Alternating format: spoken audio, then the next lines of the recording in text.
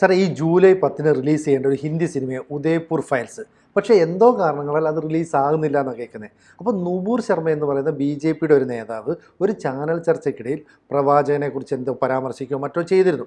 അതുമായി ബന്ധപ്പെട്ട് അവരെ സപ്പോർട്ട് ചെയ്തുകൊണ്ട് ഒരു തയ്യൽക്കാരൻ്റെ ഒരു പോസ്റ്റ് ഇടുന്നു. പിന്നീട് ഈ തയ്യൽക്കാരനെ യഥാർത്ഥത്തിൽ മുസ്ലിങ്ങൾ കൊല്ലുന്നു. ഇതുമായി കണക്ട് ചെയ്തിട്ട് എന്തൊക്കെയോ വിഷയം ഈ സിനിമയിലുണ്ടാവാം. അതായിരിക്കുമോ ഈ തടയലിന് കാരണം? ഈ മുസ്ലിങ്ങൾ കൊല്ലുന്നു നമ്മൾ പൊതുവായിട്ട് അങ്ങനെ പറയണ്ട. ഈ തീവ്രവാദികളാണല്ലോ ഇതൊക്കെ ചെയ്യുന്നത്. തീവ്രവാദത്തിന് നമ്മളെതിരാണ്, ഏതുതരം തീവ്രവാദവും. അതുകൊണ്ടാണ്. അപ്പൊ ആ കൂട്ടത്തിൽ സുഡാപ്പികളുണ്ടല്ലോ, സുഡാപ്പി മനസ്സുള്ള ആളുകൾ, തീവ്ര മുസ്ലിങ്ങൾ, അവരാണ് ഈ ടൈലറെ കൊന്നത്. അപ്പൊ ആ സംഭവം വെച്ചിട്ടുള്ള സിനിമയാണ് ഇത്. അപ്പോൾ ജൂലൈ 10 റിലീസ് ചെയ്യേണ്ട സിനിമ തലേന്ന് കൊണ്ടുപോയി ഡൽഹി ഹൈക്കോടതിയിൽ ഒരാൾ കൊണ്ടുപോയി കേസ് കൊടുത്തു.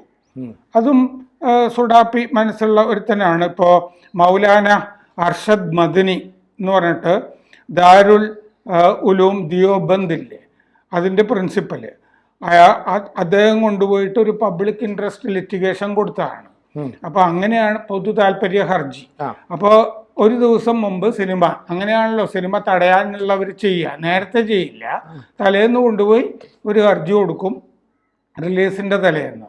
അപ്പം അങ്ങനെ ഇതിപ്പോൾ തൽക്കാലത്തേക്ക് സ്റ്റേ ചെയ്തിരിക്കുന്നു. ഇയാളുടെ പരാതി ഇതിൻ്റെ അകത്ത് വിദ്വേഷ പരാമർശങ്ങളുണ്ട്, മുസ്ലിങ്ങളെ മോശമായി ചിത്രീകരിക്കുന്നുണ്ട് എന്നൊക്കെയാണ് പരാതി.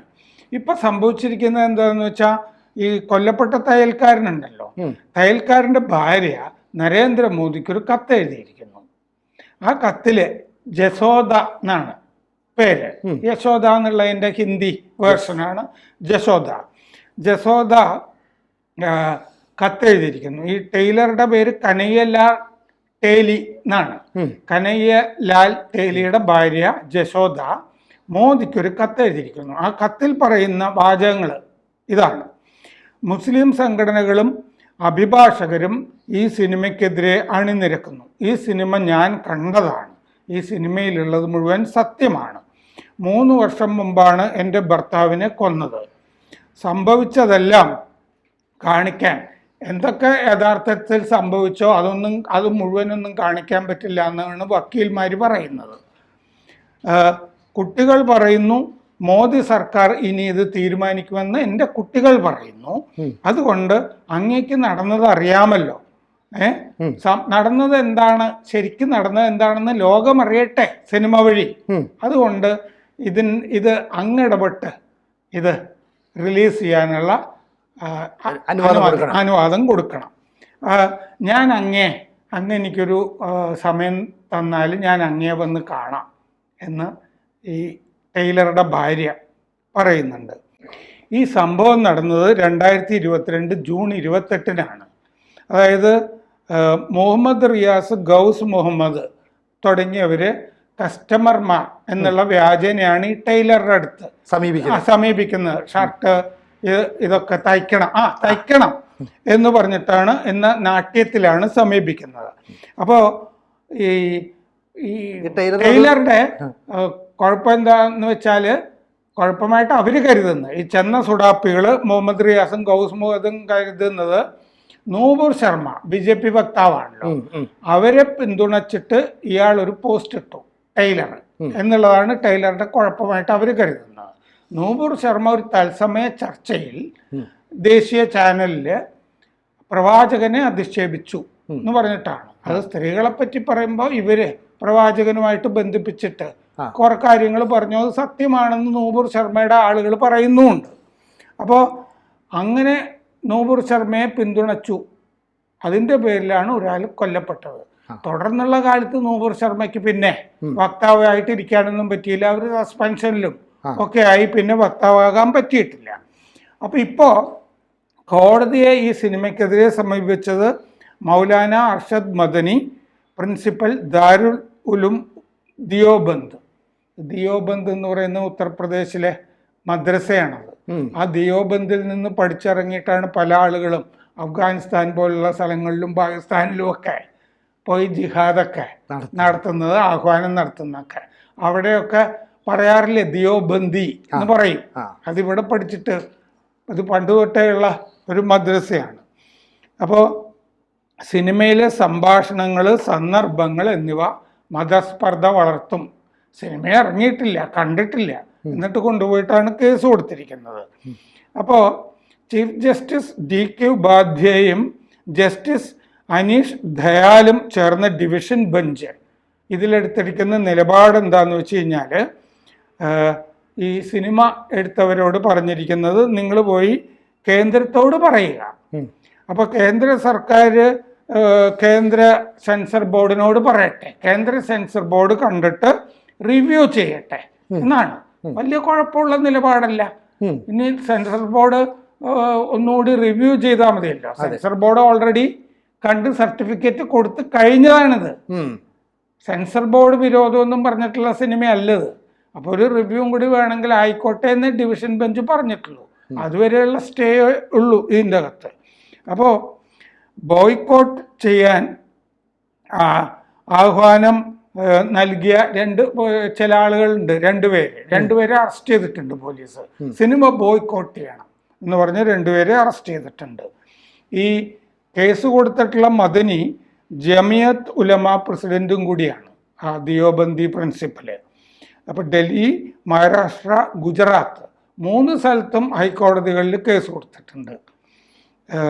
ജൂലൈ 11 റിലീസ് ചെയ്യേണ്ടതായിരുന്നു. സുപ്രീം കോടതിയിൽ പോയിട്ട് സുപ്രീം കോടതി സ്റ്റേ ചെയ്തില്ല ഇത്, കാരണം സെൻസർ സർട്ടിഫിക്കറ്റ് കൊടുത്തു കഴിഞ്ഞാണല്ലോ.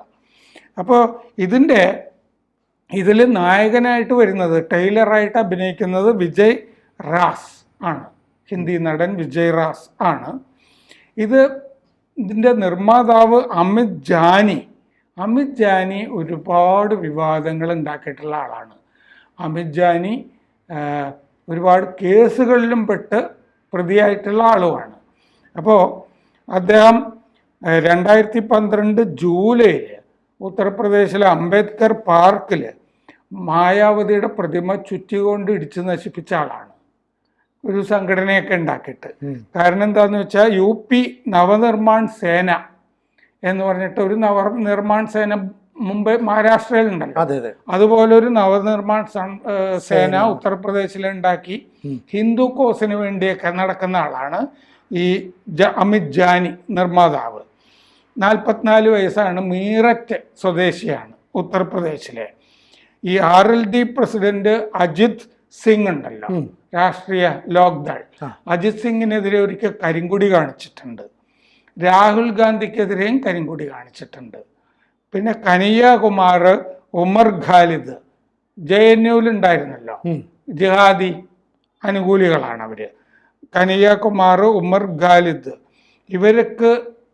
ഇവരെ ഭീഷണിപ്പെടുത്തി കൊന്നുകളയെന്ന് പറഞ്ഞതുകൊണ്ട് ഈ അമിത് ജാനിയെ, നിർമ്മാതാവിനെ 2016 അറസ്റ്റ് ചെയ്തിട്ടുണ്ട് പോലീസ്. ആ കേസുണ്ട്.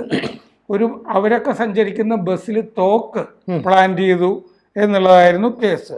2017 ഏപ്രിലിൽ ഡൽഹിയിൽ ഹോർഡിംഗ് ബോർഡുകൾ വെച്ചു, കശ്മീരികൾ സ്ഥലം വിടുക എന്നായിരുന്നു ഹോർഡിംഗ് ബോർഡ്. പിന്നെ പാകിസ്ഥാൻ ക്രിക്കറ്റ് ടീം വരുന്ന സമയമായിരുന്നു അത്.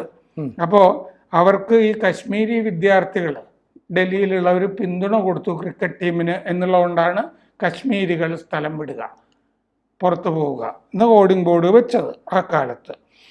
പിന്നെ അസം ഖാൻ എന്ന് പറഞ്ഞിട്ടൊരു ജിഹാദി ഉണ്ടല്ലോ ഉത്തർപ്രദേശിൽ, ഈ സമാജ്വാദി പാർട്ടിയിലെ അസ്ലം ഖാൻ. അപ്പോൾ അയാളുടെ നാവ് പിഴുതെടുക്കുക എന്ന് പറഞ്ഞിട്ട് ഇടയ്ക്ക് ആഹ്വാനം ചെയ്തിരുന്നു. പിന്നെ 2017 താജ്മഹാളിൻ്റെ മുകളിൽ കാവിക്കൊടി കാണിച്ചുകൊണ്ട് താജ്മഹാളിൻ്റെ ഒരു ചിത്രം മോർഫ് ചെയ്തിട്ട് വീഡിയോ ഒക്കെ ആക്കി ഇട്ടിരുന്നു.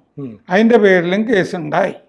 2018 ഡിസംബറിൽ മധ്യപ്രദേശ്, രാജസ്ഥാൻ, ഛത്തീസ്ഗഡ് നിയമസഭാ തെരഞ്ഞെടുപ്പിലൊക്കെ BJP പരാജയപ്പെട്ടല്ലോ.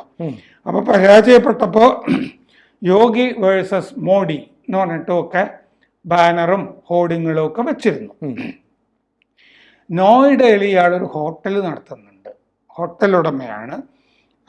ആ ഹോട്ടലിൻ്റെ പുറത്ത് കശ്മീരികൾക്ക് പ്രവേശനമില്ല എന്ന ബോർഡ് വെച്ചിട്ടുണ്ട് ഇയാൾ. പിന്നെ അത് പുൽവാമ ആക്രമണത്തിന് ശേഷമാണ് അങ്ങനെ ബോർഡ് വെച്ചത്. കാശ്മീരികൾക്ക് പ്രവേശനമില്ല. അപ്പൊ കുറെ ദേശീയതയും ഒക്കെ കൊണ്ട് നടക്കുന്ന ഒരാളാണ്, മനസ്സിൽ ഇതിങ്ങനെ കൊണ്ട് നടക്കുന്ന ഒരു ആവേശം കൊണ്ട് നടക്കുന്ന ഒരാളാണ്. പിന്നെ ശംഭുലാൽ റഗാർ എന്ന് പറഞ്ഞ ഒരാൾക്ക് ലോക്സഭയിലേക്ക് മത്സരിക്കാൻ ടിക്കറ്റ് കൊടുക്കാം എന്ന് ഇയാൾ പറഞ്ഞിരുന്നു. 2017 ഡിസംബറിൽ ഇയാള് ഒരു മൈഗ്രൻ്റ് ലേബർ മുസ്ലിമിനെ, ഒരു മൈഗ്രൻ്റ് തൊഴിലാളി മുഹമ്മദ് അഫ്സൽ ഖേ എന്ന് പറഞ്ഞിട്ടൊരു കുടിയേറ്റ തൊഴിലാളിയെ മുസ്ലിമിനെ കൊന്ന ഒരാൾക്ക് ലോക്സഭ ടിക്കറ്റ് കൊടുക്കാമെന്നും ഈ അജിത് ജൈന പറഞ്ഞിരുന്നു. ഈ ശരിക്കും ഈ അമിത് ജാനി ഇതിൻ്റെ നിർമ്മാതാവ് ഈ ശിവപാൽ യാദവ് എന്ന് പറഞ്ഞിട്ട് ഈ അഖിലേഷ് യാദവിൻ്റെ അമ്മാവൻ ഉണ്ട്. ഈ ശിവപാൽ യാദവ് SP എന്ന് പോയിട്ട് സ്വന്തമായിട്ട് പാർട്ടി ഉണ്ടാക്കിയിരുന്നു. ആ പാർട്ടിയുടെ യൂത്ത് ബ്രിഗേഡിൻ്റെ പ്രസിഡൻറ്റും ഭാരവാഹിയും ഒക്കെ ആയിട്ട് നടന്നിരുന്ന ഒരാളാണ് ഈ നിർമ്മാതാവ്. അപ്പോൾ യാദവിൻ്റെ പാർട്ടിയുടെ യൂത്ത് വിങ്ങിൻ്റെ പ്രസിഡൻറ്റും ആയിരുന്നു ശിവപാൽ യാദവിൻ്റെ. ഹിന്ദു ആക്ഷൻ ഫോഴ്സ് എന്ന് പറഞ്ഞിട്ടൊരു സംഘടനയും ഉണ്ടാക്കിയിരുന്നു. എന്നിട്ട് ഇപ്പോൾ ഈ സിനിമ ഉണ്ടല്ലോ, ഉദയ്പൂർ ഫയൽസ്, ഈ ടൈലറെ കൊന്ന കഥ സിനിമയാക്കിയിരിക്കുന്നത്, അതിൻ്റെ ട്രെയിലർ യൂട്യൂബിലൊക്കെ വന്നിട്ടുണ്ടല്ലോ. ഈ ട്രെയിലറിൽ നൂപുർ ശർമ്മ അന്ന് ചർച്ച നടത്തുന്നത് കാണിക്കുന്നുണ്ട് ട്രെയിലറിൽ. അതിപ്പോ കൊള്ളുന്നുണ്ട്. അതാണ് ഈ സിനിമയ്ക്കെതിരെ ഇവർ നീങ്ങാനുള്ളൊരു കാര്യം. അപ്പോൾ സ്വാഭാവികമായിട്ടും ഇപ്പോൾ ഒരു സ്റ്റേ ചെയ്തുകൊണ്ട് ഇനി ആ സീനുകളൊക്കെ വെട്ടിമാറ്റണമെന്നായിരിക്കില്ലേ ആവശ്യപ്പെടുക? ഇല്ല, അങ്ങനെ ആവശ്യപ്പെടുന്നു പറയാൻ പറ്റില്ല. എന്താണെന്ന് വെച്ചാൽ ഓൾറെഡി ഇത് ഈ നമ്മുടെ ഇപ്പോൾ ഒരു സിനിമ വന്നില്ല, ജാനകിയിൽ ഇത്രയും കട്ട് എന്നൊക്കെ പറഞ്ഞിരുന്നല്ലോ, 70 കട്ട് പറഞ്ഞാണ് ഇപ്പൊ 7 ആയിട്ട് ചുരുങ്ങിയിരിക്കുന്നത്. അപ്പോൾ ഇതിൻ്റെ അകത്ത് സെൻസർ സർട്ടിഫിക്കറ്റ് കിട്ടി റിലീസ് തീരുമാനിച്ചു കഴിഞ്ഞതാണിത്. ഇതെന്താന്ന് വെച്ചാ ഈ കേരള സ്റ്റോറി എന്നൊക്കെ പറഞ്ഞു വന്നില്ലേ, കാശ്മീർ ഫയൽസ് എന്നൊക്കെ, ഇതൊക്കെ സെൻസർ സർട്ടിഫിക്കറ്റുകൾ കിട്ടിക്കഴിഞ്ഞതാണ്.